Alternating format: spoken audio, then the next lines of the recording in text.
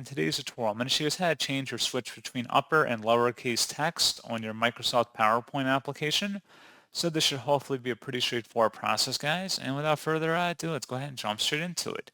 So all you have to do is select the Home tab up at the top, highlight over whatever text you want to change, and there should be a little logo here underneath the font size button or drop down that says if you select it, change case, change the selected text to uppercase, lowercase, or other common capitalizations.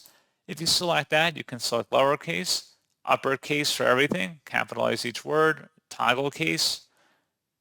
So the first letter would be lower and then the rest would be uppercase, or again, any combination of them, again, depending on what selection you wanted to make here.